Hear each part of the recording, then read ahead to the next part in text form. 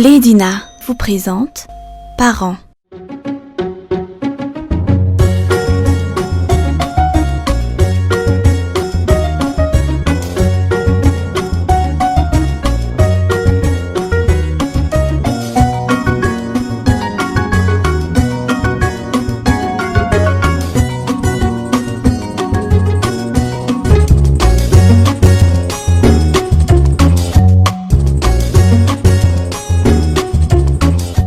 Bonsoir tout le monde et bonsoir Dr Sylvia. Bonsoir à tous, bonsoir Taïn. C'est toujours un plaisir d'être avec vous dans cette émission, de vous partager de bonnes informations, de petits conseils utiles. Et ce soir, nous allons parler d'un thématique plutôt important, c'est surtout les révisions. Oui, effectivement, c'est la fin de l'année scolaire. Oui, et fin de l'année scolaire signifie révision, examen de fin d'année, travail intense, c'est tout ce qui va avec. C'est pour ça que nous allons parler des révisions, des mesures à prendre et le docteur va nous aider avec tout ça. Oui, c'est vrai, on va essayer de vous donner quelques conseils, comment bien affronter les périodes de révision et comment faire lors des examens. Donc, premièrement, on commence par quoi ? Tout d'abord, il faut prendre du recul face aux examens. Souvent, c'est une période de stress, c'est une période d'anxiété, donc il faut prendre du recul. Il faut savoir que beaucoup passent des examens, donc beaucoup aussi réussissent leurs examens. Pourquoi pas vous, n'est-ce pas ? Tout à fait. Et vous savez, docteur Sylvia, il y a plusieurs personnes qui ont des difficultés à communiquer leurs connaissances, notamment en raison d'une anxiété excessive. Pourquoi ? Oui, parce que quand on est stressé, il y a des interactions au niveau du cerveau, surtout concernant la concentration et la mémorisation. Donc, il n'y a plus de connexion, il n'y a pas une bonne connexion. Le stress limite ou même efface cette connexion. Donc, il faut surtout éviter d'être stressé, éviter d'être anxieux pendant les périodes de révision et surtout lors des examens. Voilà, donc il faut proscrire le stress parce que ça limite nos fonctions cognitives. Oui. Et sinon, qu'en est-il du planning de révision, docteur ? Tout d'abord, il faut que vous vous fixiez des objectifs. Si c'est encore des enfants en classe de primaire, il faut que les parents établissent des objectifs de révision. Et il faut aussi que les enfants sachent où est-ce qu'ils vont pour voir qu'est-ce qu'ils doivent encore faire, qu'est-ce qu'ils doivent réviser. Il faut donc établir un planning de révision. Et si ce n'est pas trop la tasse de thé de l'élève ou de l'étudiant de planifier, docteur, qu'est-ce qu'on pourrait faire? Quels conseils on pourrait leur donner? Oui, c'est vrai que beaucoup d'entre nous n'ont pas cette mode de vie de bien planifier tout à l'avance, de faire une chose une par une, mais ça vient au feeling, comme on dit. Donc, la meilleure chose à faire, c'est de mettre sur papier tout ce qu'on doit faire, les matières que l'enfant doit réviser. Comme ça, on voit qu'est-ce qui a été fait, qu'est-ce qui n'a pas été fait. Vous pouvez utiliser toutes sortes de crayons, toutes sortes de stylos pour voir où est-ce que vous en êtes avec telle ou telle matière. Mais la chose la plus importante, c'est de avoir une vue d'ensemble sur ce que l'on doit faire. Donc, vous pouvez planifier de faire un à un ce que vous avez fait, comme on a dit en premier, ou soit faire cela au feeling. Oui. Sinon, docteur, comment bien progresser pendant les révisions alors ? Pour bien progresser pendant les révisions, il faut tout d'abord, on a dit, faire un planning de révision. Mais le plus important aussi, c'est qu'il faut être en bonne santé. Donc, comment être en bonne santé ? Tout d'abord, il faut bien manger un repas complet, un repas équilibré à des heures fixes. Il ne faut pas sauter les repas.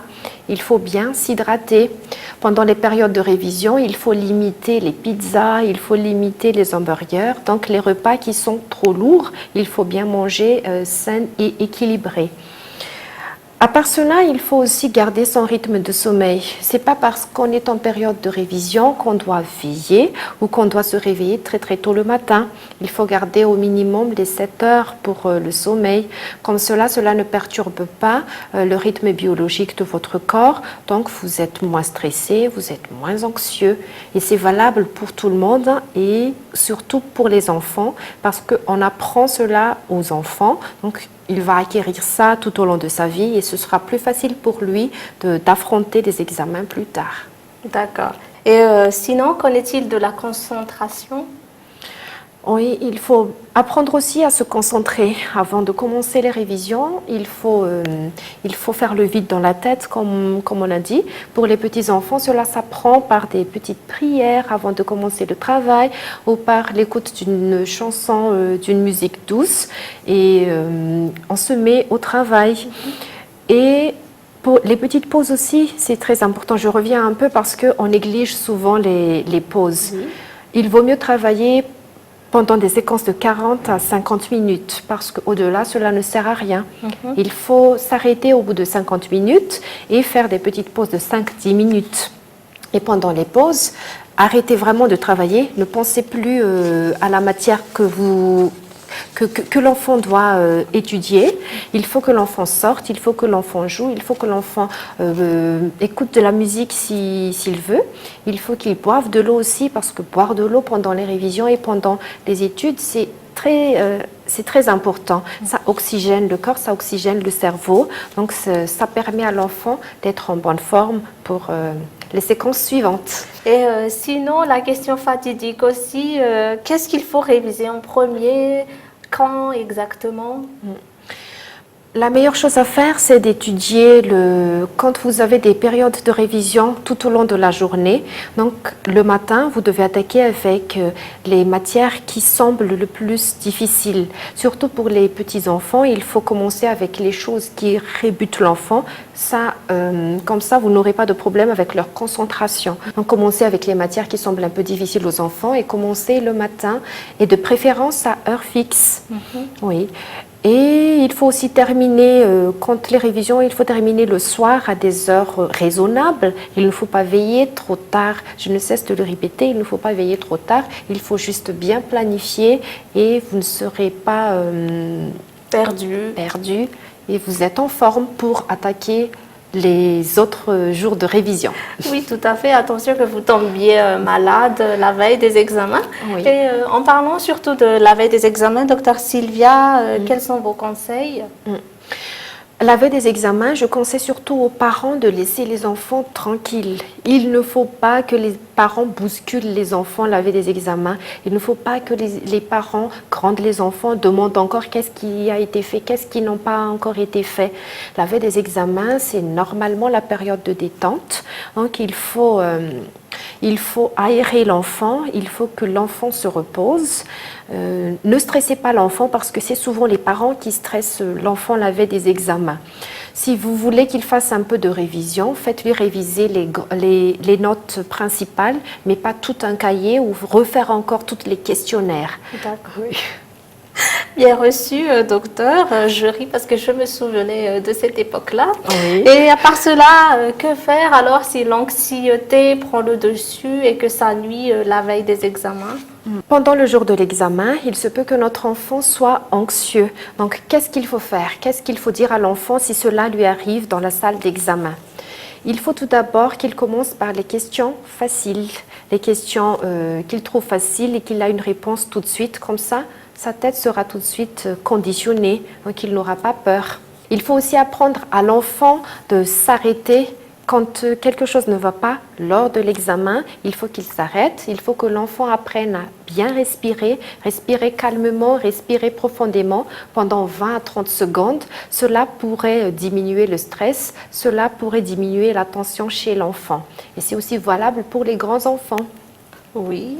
Et il faut aussi que l'enfant redirige son esprit sur la matière sur laquelle il fait ses examens. C'est-à-dire, il faut qu'il se souvienne un peu des exercices qu'il a fait avec le prof en classe. Il faut juste qu'il se souvienne des cours qu'il a suivis en classe, même si cela n'est pas en rapport avec l'examen en question. Donc, ça conditionne aussi la tête de l'enfant sur l'examen en question. Donc, ça diminue son stress et son anxiété.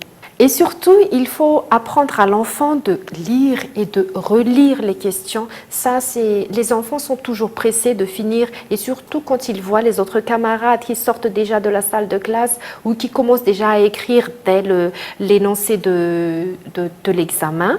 Il est stressé, il ne sait pas pourquoi il n'a pas encore de réponse. Il faut lui dire que chacun sa façon, chacun sa méthode. Il faut qu'il lit et qu'il relit 2 ou 3 fois les questions. Les réponses peuvent ne pas venir tout de suite. Oui, voilà des conseils utiles et complets. Sinon, pour clore un peu ce sujet sur les révisions, pour ne pas stresser davantage les parents, si on en parle trop, avez-vous d'autres choses à rajouter, docteur? Des études ont montré que même pendant les périodes de révision à la maison, il faut être en bonne condition comme dans les salles d'examen. C'est-à-dire qu'il faut se mettre assis sur une chaise de préférence et il faut se mettre sur une table. Et il a été démontré aussi que quand on a un peu froid, mais pas trop quand même, cela stimule notre concentration et la mémorisation. Donc il ne faut pas surchauffer la chambre où on fait des révisions. Il faut aérer la salle où on fait les révisions. Même si on est dans des conditions, c'est-à-dire qu'on est sur son petit bureau de travail, on peut se mettre en pyjama, on peut se mettre à l'aise. Tout à fait. Oui. Mais pendant les jours d'examen, il faut aussi penser à apporter des vêtements confortables, des vêtements qui soient bien pour les petits. Les enfants préfèrent plutôt les joggings ou les tennis. Il ne faut pas qu'ils se mettent en jean qui les serre, il faut qu'ils soient vraiment à l'aise. D'accord. Et j'espère que tous ces conseils, toutes ces informations vont aider les parents à aider leurs enfants à réviser comme il faut et surtout à affronter les examens. Donc, bon succès à tout le monde, depuis les tout petits jusqu'aux grands élèves, jusqu'aux gens de l'université aussi. Et on va laisser de côté cette rubrique. On se retrouve après la pause.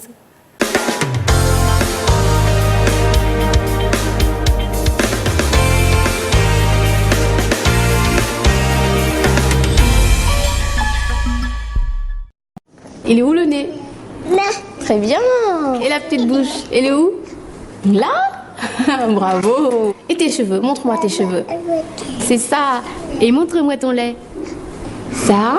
Mais tu comprends tout, toi. Blé lait croissance n'est pas un lait ordinaire. Il contient des nutriments essentiels dont du combifère, une combinaison de fer et d'acides gras essentiels pour soutenir son développement cérébral. Blé lait croissance, le lait de croissance des petits futés. Parce que la peau de votre bébé est dotée d'une richesse insoupçonnée, un capital unique pour toute une vie, aujourd'hui, Mustela réinvente ses soins. De nouvelles formules toujours sans parabènes, sans phtalates, sans phenoxyéthanol, une moyenne de 92% d'ingrédients d'origine naturelle et enrichie d'un nouvel actif breveté, le persiose d'avocat. Parce que c'est maintenant que se joue l'avenir de la peau de votre enfant, Mustela lui apporte un soin unique dès aujourd'hui et pour demain. Quand on devient femme, après un bébé ou quand le corps change, on peut souffrir de sécheresse intime. Roger Cavaillès a créé le premier gel de toilette intime spécial sécheresse aux extraits d'olivier. Chaque jour, il aide à maintenir l'hydratation naturelle. Roger Cavaillès spécial sécheresse pour oublier la sécheresse intime.